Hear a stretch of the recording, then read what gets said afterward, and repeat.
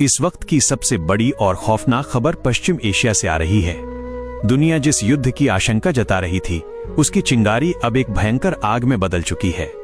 आज 18 तारीख को इसराइल ने ईरान के एक प्रमुख बिजली घर पर सीधा मिसाइल हमला कर उसे तबाह कर दिया है। ये हमला सिर्फ एक सैन्य कार्रवाई नहीं है, बल्कि पूरे क्षेत्र के पावर ग्रिड को ठप करने की एक सोची समझी रणनीति है।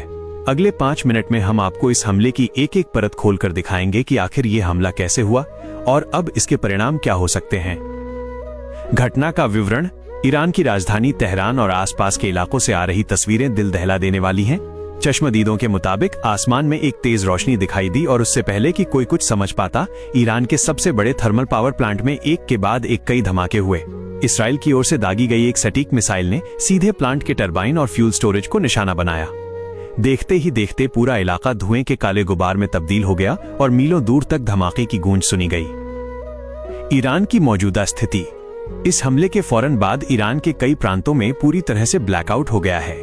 अस्पतालों, संचार सेवाओं और जरूरी बुनियादी ढांचों पर इसका गहरा असर पड़ा है। ईरानी सरकार ने आपातकाल की घोषणा कर दी है। ईरान के रक्षा मंत्रालय का कहना है कि यह हमला उनकी संप्रभुता पर सीधा प्रहार है और इसका जवाब क्रूर होगा। सड़कों पर अफरा तफरी का माहौल है और लोग डर के साए में हैं कि कहीं अगला निशाना कोई रिहायशी इलाका न हो। इसराइल का रुख और रणनीति। दूसरी तरफ इसराइल की डिफेंस फोर्सेज यानी आईडीएफ ने इस ऑपरेशन की पुष्टि करने में देर नहीं लगाई। इसराइली सूत्रों का कहना है कि यह हमला एक प्रिवेंटिव स्ट्राइक यानी बचाव में की गई कार्रवाई थी। उनका दावा है कि इस बिजली घर का इस्तेमाल ईरान अपने परमाणु कार्यक्रम और ड्रोन निर्माण इकाइयों को ऊर्जा देने के लिए कर रहा था। इसराइल के प्रधानमंत्री ने साफ कर दिया है कि जो भी इसराइल को मिटाने की साजिश रचेगा, उसे अंधकार में धकेल दिया जाएगा। वैश्विक प्रतिक्रिया और युद्ध का खतरा। इस घटना ने वैश्विक बाजार और राजनीति में हड़कंप मचा दिया है। कच्चे तेल की कीमतों में अचानक उछाल देखने को मिल रहा है। अमेरिका ने जहां इसराइल के आत्मरक्षा के अधिकार का समर्थन किया है, वहीं रूस और चीन ने इस हमले की कड़े शब्दों में निंदा करते हुए इसे विश्व युद्ध की आहट बताया है। संयुक्त राष्ट्र सुरक्षा परिषद ने एक आपातकालीन बैठक बुलाई है, लेकिन जमीन पर हालात काबू से बाहर होते दिख रहे हैं। तकनीकी विश्लेषण। मिसाइल की मारक क्षमता।